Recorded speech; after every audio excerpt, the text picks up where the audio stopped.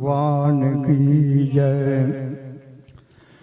वेदांत वेद मखिलम सद शब्दहीनम आद्यंत मध्य रहतम परिक्षेद शून्यम सर्वेन्द्रियातीतमवेद रूपम श्रीमद्गुरुं पाद पंकज स्मरामि।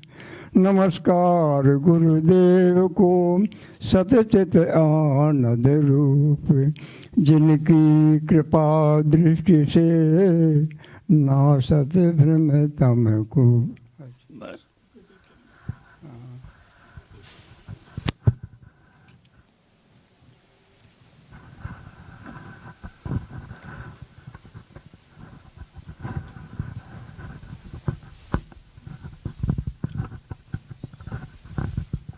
यही श्लोक जान करके मैंने बुलवाया है।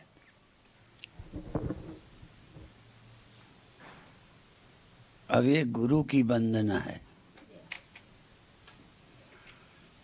उसमें कुछ शब्द आए हैं, सदसद विहीनम, आद्यंत मध्य रहितम, परिच्छेद शून्यम, इंद्रियातीत, इंद्रियों से अतीत है, आदि मध्य अंत से रहित है, सदसद विहीन है। ऐसे गुरु के पाद पद्म को नमस्कार है। इसी श्लोक को दोबारा बोल, इसी श्लोक को दोबारा बोल। इसी श्लोक को दोबारा बोलो, जो आपने बोला उसको दोबारा बोलो, कह रहे हैं। अच्छा, सब लोग प्रेम से सुनेंगे। हाँ। वेदांत वेद मखिलम सद शब्दहीनम आद्यंत मध्य रहतम परिक्षेद शून्यम सर्वेन्द्रियातीतमवेद रूपम श्रीमद्गुरुं पाद पंकज स्मरामि। नमस्कार गुरुदेव को सतचित आनंद रूप, जिनकी कृपा दृष्टि से नासत भ्रम तम कूप। तो वेदांत वेद्यम अखिलम, वेदांत वेद्य है और आदि मध्य अंत शून्य है, परिच्छेद रहितम। परिच्छेद होता है, छेद माने कटना, परिच्छेद चारों तरफ से कटना। तो शरीर परिच्छेद चारों तरफ से कटा है, इधर भी नहीं, इधर भी नहीं, पीछे भी नहीं, आगे नहीं। आपका शरीर भी परिच्छेद युक्त है। तो गुरु क्या है? परिच्छेद नहीं है, वो सीमित नहीं है, वो किसी तरफ से कटा नहीं, देश से अभाव नहीं है, काल से कटा नहीं है। आपका देह काल से कटा है, इतने वर्ष पहले नहीं था, इतने वर्ष बाद नहीं। काल से भी परिच्छेद, देश से भी परिच्छेद देह का।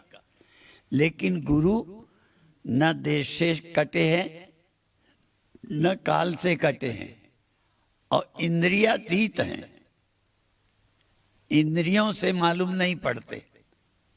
ऐसे गुरु के पाद पद्मों में नमस्कार किया है। अब ये गुरु क्या हुआ? कल परसों मैंने कहा था, इसीलिए इस श्लोक को, कि गुरु कोई आदमी नहीं है, कोई देह नहीं है गुरु। इसीलिए ये श्लोक मैंने सुनवा दिया। और ये तो ऐसे ही गाते हैं कि गुरु किया है देह को, सतगुरु चीन्हा नाई। देह को गुरु मान लिया, सतगुरु को नहीं पहचाना। तो सतगुरु क्या चीज है? अर्थात सच्चिदानंद परब्रह्म परमात्मा ही गुरु है, परंतु वो इस अंतःकरण, इस देह के माध्यम से बोलता है। ऐसे ही भगवान एक देह के माध्यम से भगवान कृष्ण बोलते हैं। उस देह के माध्यम से। कौन बोलते हैं? भगवान। देह नहीं बोलता। यदि देह बोलता तो वो ये कहे नहीं बोलते कि सारी सृष्टि का पिता मैं हूं, पिता अहमस्य जगता, पिता अहम अस्य जगता पिता, मैं इस जगत का पिता हूं। एक दो चार लड़कों का पिता तो कोई होता है, सारे जगत का पिता कैसे एक व्यक्ति होगा? क्योंकि उस व्यक्ति का तो खुद ही पिता है। भगवान कृष्ण के तो खुद ही पिता थे। तो जब कृष्ण भगवान बोलते हैं तो देह नहीं है, वो भगवान ही बोल रहे हैं। इसीलिए गीता में कहीं पर भी कृष्ण उवाच नहीं लिखा। गीता पढ़िएगा तो जब उनकी बारी आती है तो कृष्ण उवाच नहीं लिखा, भगवान उवाच, श्री भगवान उवाच, भगवान बोले। तो भगवान ही बोल सकते हैं कि सारी सृष्टि का मैं पिता हूं। कोई देह नहीं बता सकता मैं सबका पिता हूं। तो यहां गुरु भी कोई देह नहीं है। यद्यपि जिस देह से परमात्मा या गुरु बोलते हैं वो देह भी पूज्य है। जैसे कई बार गुरु की चरण पादुका को भी आप नमन करते हैं, उनको भी उनके वस्त्रों का सम्मान करते हैं। मैं सुबह सुबह थोड़े से आसन करता हूं तो कोई ना कोई वो चादर बिछा देता है। चूंकि मेरे को बिछाने में कठिनाई होती है, वो बिछा देते हैं, उसी में मैं बैठ के करता हूं। तो एक दिन दिव्य चेतना पहले बिछाने के लिए आई तो पैर से पहले कर दिया ऐसे। फिर उसने उठाया उस चादर को, फिर नहीं बिछाया, नमस्कार किया, उसको धर दिया, बाद में धोया होया, दूसरी चादर बिछाई। माने चादर भी वंदनीय हो गई। उनकी जगह, उनका पलंग, उनका आसन। ऐसे ही जो परिच्छेद रहित हैं, इंद्रियातीत हैं, सद विहीन हैं, ऐसे गुरु का देह भी वंदनीय है, पर देह गुरु नहीं है। यदि मेरी खड़ाओं को आप सर झुकाते हो तो वो गुरु तो नहीं है, लेकिन गुरु की तो है।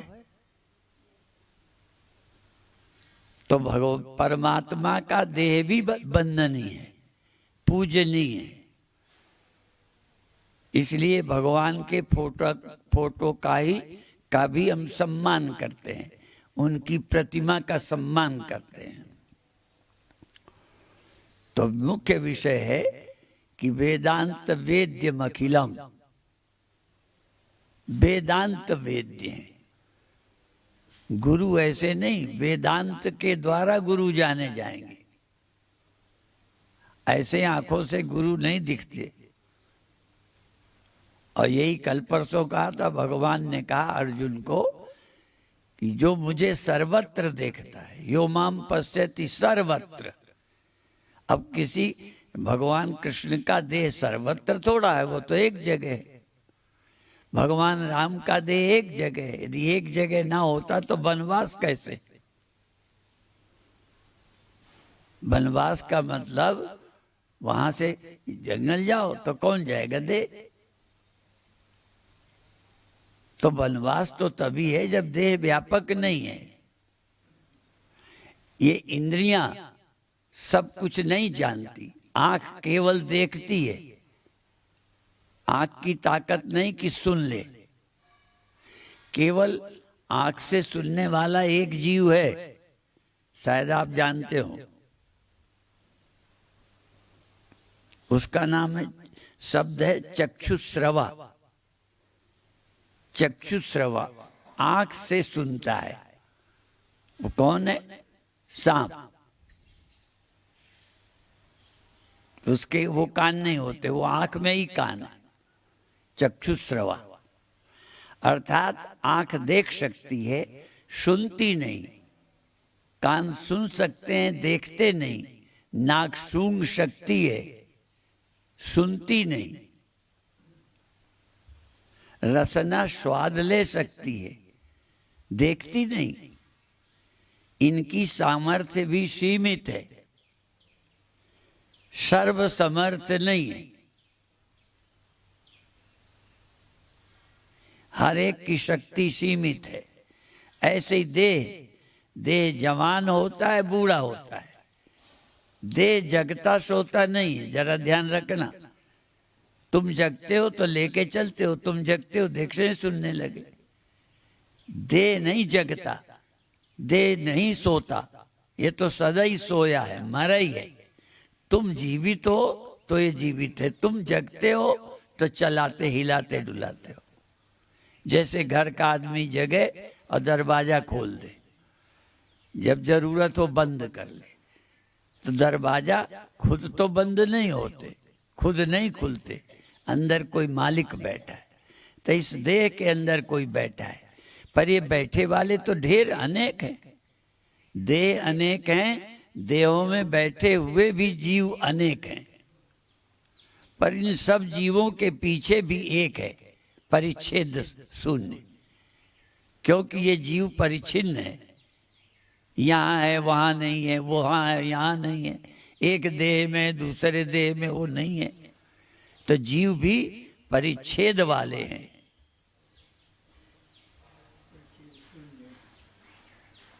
तो जीव तो परिच्छेद है, पर चैतन्य परिच्छेद शून्य है। चैतन्य कहो, गुरु कहो, वो परिच्छेद शून्य है। वो इस अंतःकरण में, उस अंतःकरण में, इस सब जीवों में है।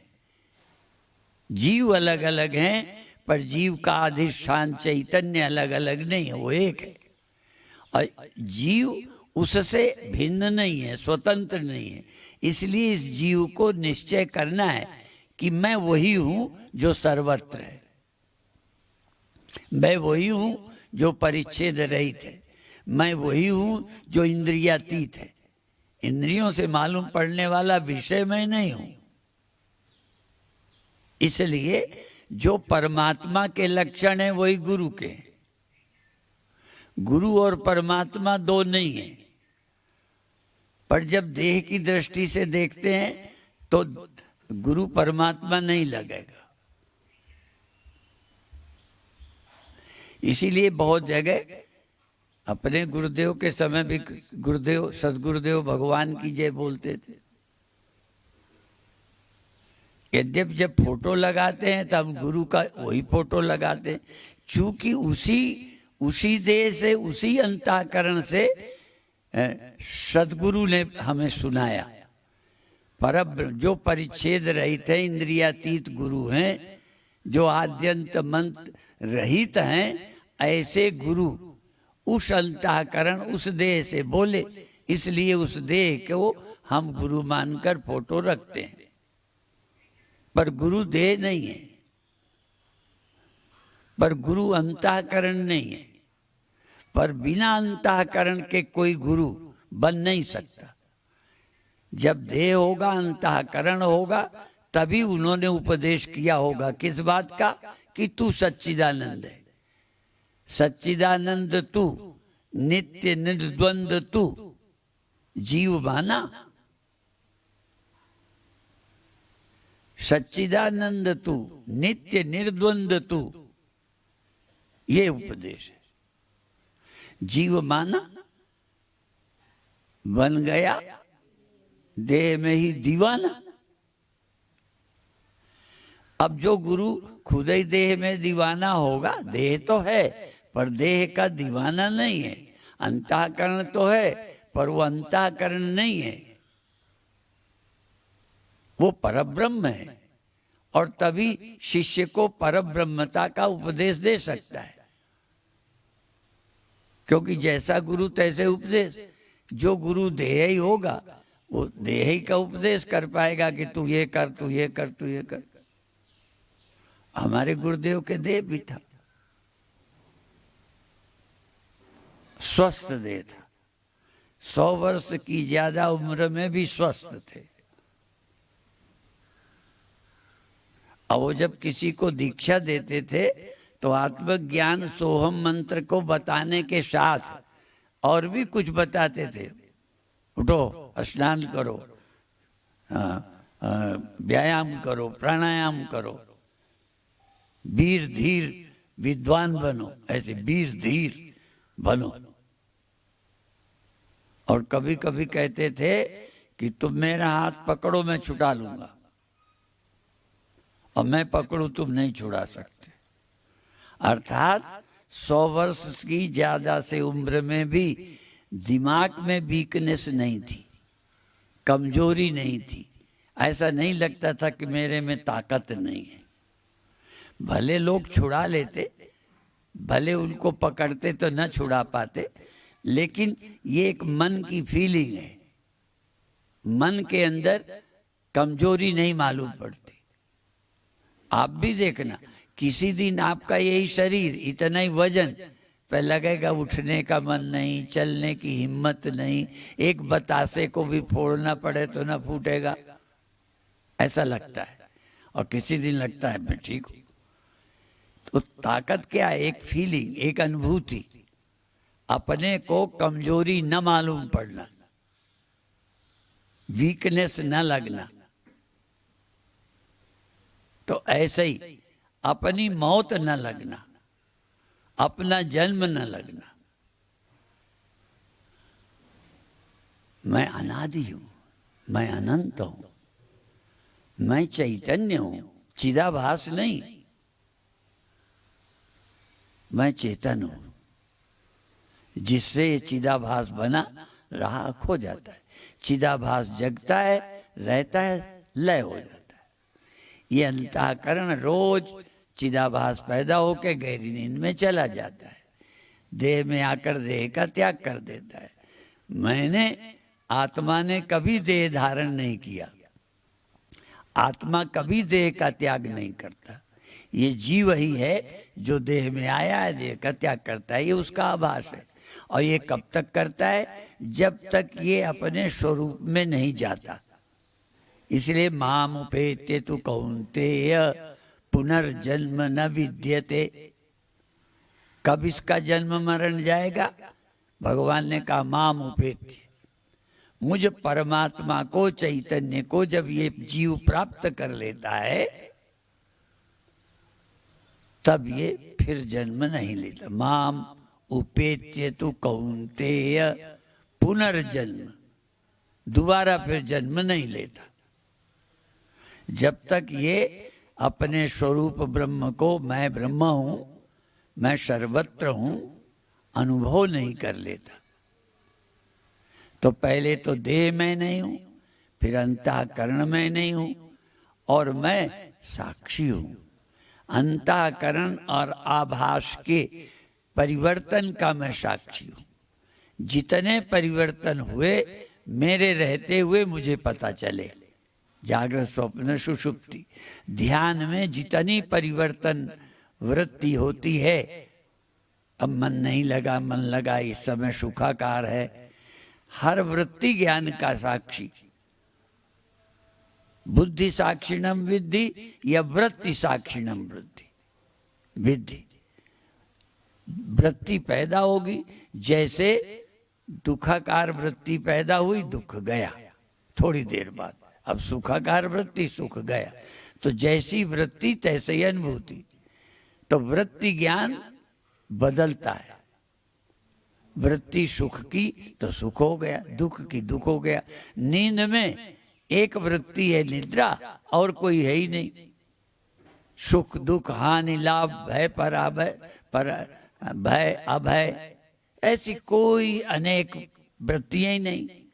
एक वृत्ति है अज्ञानाकार, बस।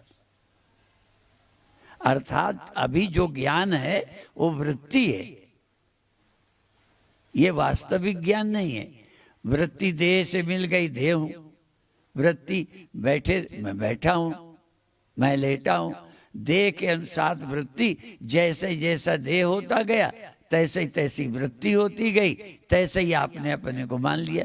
जबकि आप न लेटे न बैठे, न जवान हुए, न बूढ़े हुए, न आए, न गए, न बदले। ये सब परिवर्तन वृत्ति ज्ञान में होता है। तभी योग दर्शन कहता है योगस् चित्त वृत्ति निरोधा तदा द्रष्टु स्वरूपे अवस्थान वृत्ति सारूप्य मित्रत्र। वे 3 सूत्र हैं बढ़िया। जब चित्त की वृत्तियों का निरोध होता है तब ये दृष्टा अपने स्वरूप में लीन हो जाता है।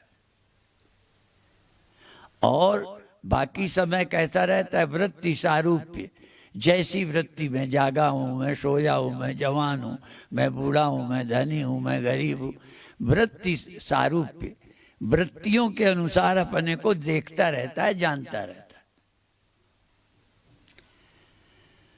आप वृत्ति ज्ञान नहीं हो, निर्वृत्तिक ज्ञान हो, बिना वृत्ति के जो है, ना निद्रा वृत्ति, ना स्वप्न वृत्ति, ना जागृत वृत्ति, कोई वृत्ति नहीं। सर्व वृत्तियों की निवृत्ति। उस समय कौन? चैतन्य। और वो चैतन्य न दृष्टा है न दृश्य है। वृत्ति युक्त चैतन्य दृष्टा है, वास्तविक चेतन न दृष्टा है न दृश्य है।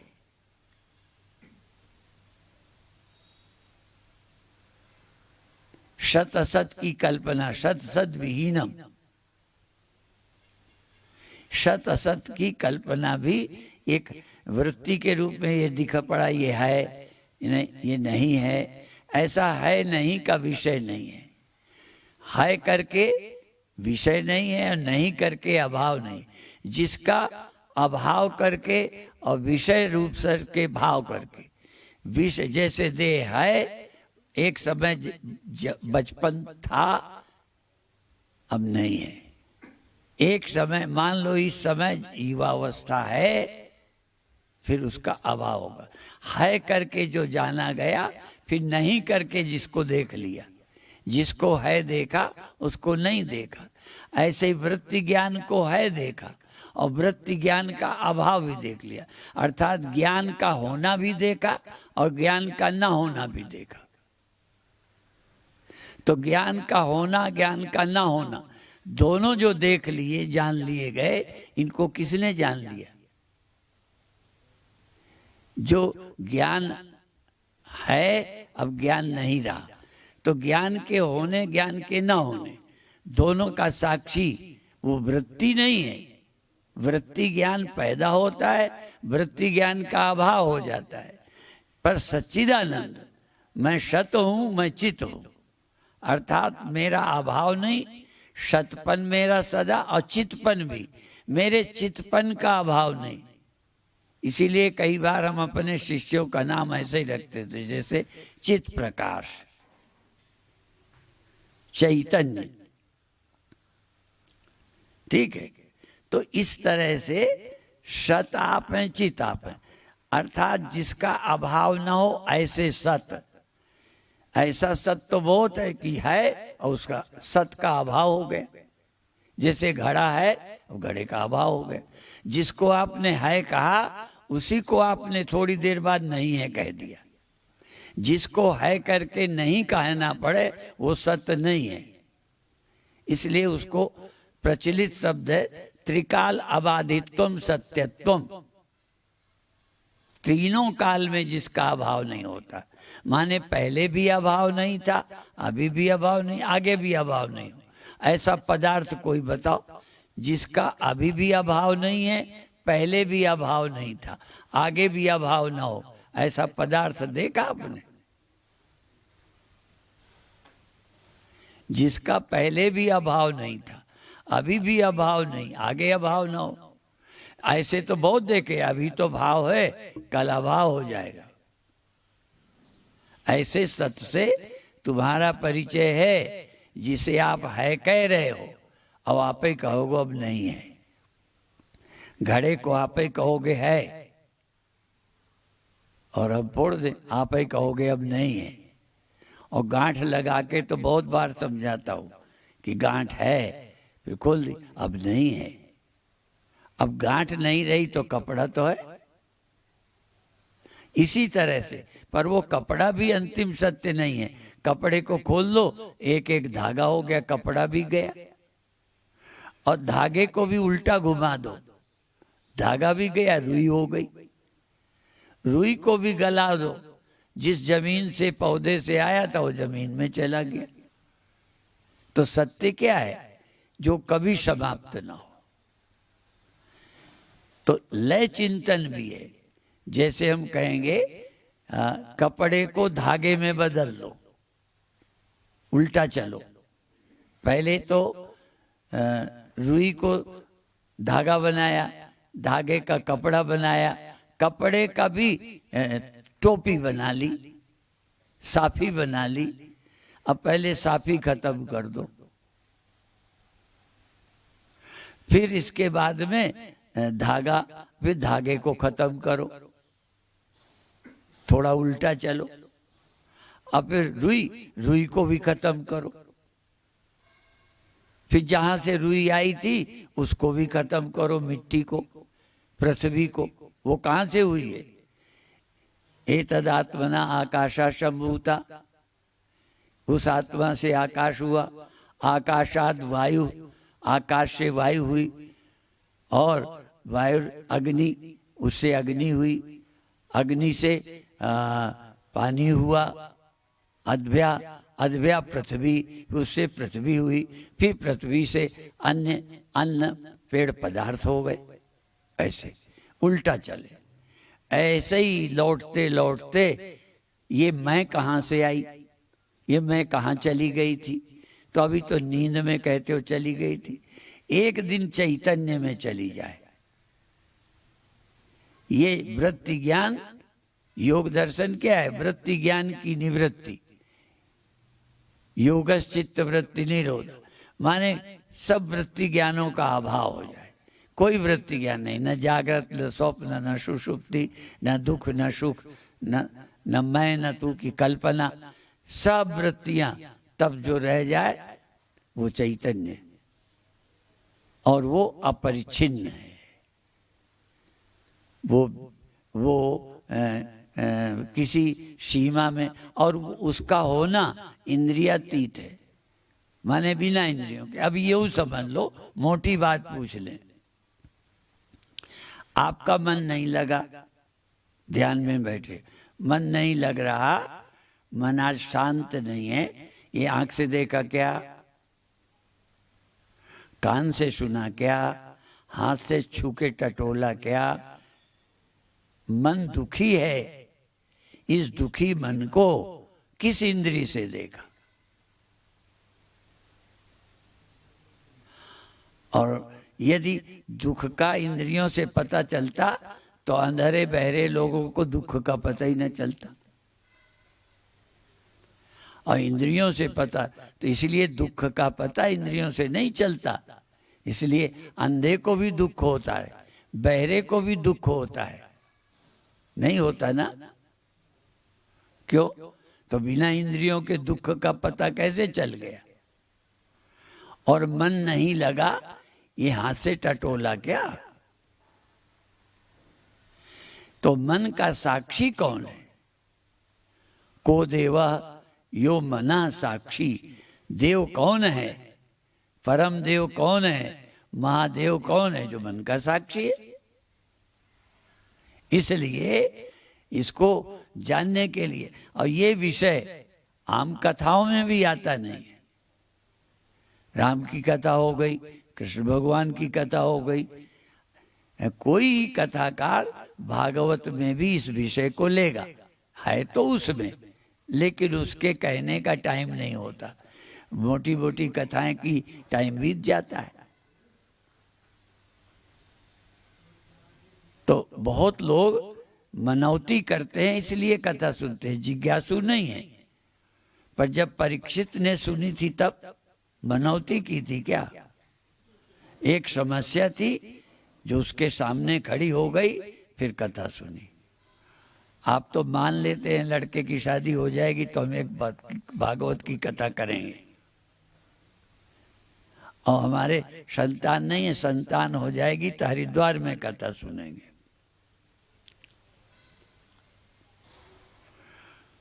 तो हम जिज्ञासु नहीं हैं, हमें ज्ञान की जरूरत मालूम ही नहीं पड़ती।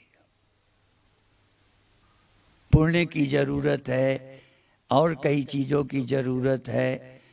और नास्तिक के सही, आस्तिक भी, जिनके लड़के नहीं होते वो फिर कोई मंत्र बता दे कि लड़का होगा तो मंत्र जपते हैं, कोई दवा बता दे तो दवा खाते हैं। अभिप्राय है, बहुत काम है जो ऐसे होते, लेकिन आत्मा पैदा नहीं करना, आत्मा कहीं से लाना नहीं है, वो सदा प्राप्त है, पर उधर दृष्टि नहीं गई। इसलिए आपकी दृष्टि देह से ऊपर उठे, इंद्रियों से, मन से उठे, उस साक्षी में जाए, और उस साक्षी में जो परिच्छिन्नता है, एक अंतःकरण का साक्षी मैं हूँ, दूसरी जगह का नहीं हूँ, मैं आत्मा में, साक्षी में परिच्छिन्नता, ये परिच्छिन्नता भी अपरिच्छिन्न, मैं कहीं से भी परिच्छेद शून्यम, परिच्छेद शून्य का नाम गुरु है। अर्थात गुरु ब्रह्म ही है, ब्रह्म नहीं तो गुरु ही नहीं है। जो ब्रह्म है वही सच्चा गुरु है, और कोई गुरु सच्चा हो ही नहीं सकता। इसलिए आप सतत चिंतन करें। इसीलिए इस श्लोक को मैंने सुना, और इस श्लोक को फिर सुना दे, इसी श्लोक को फिर से सुन लो, क्योंकि बाहर के लोग भी सुनते हैं, इस श्लोक सुन लें, केवल एक श्लोक। श्री सद्गुरुदेव भगवान की जय। वेदांत वेदमखिलम सदशब्दहीनम आद्यंत मध्य रहतम परिच्छेद शून्यम सर्वेन्द्रियातीतमवेद रूपम श्रीमद्गुरुं पाद पंकज स्मरामि। सच्चिदानंद भगवान की जय। बस इसी श्लोक के साथ कार्यक्रम पूरा। ओम शांति शांति शांति। जय हो सद्गुरुदेव भगवान।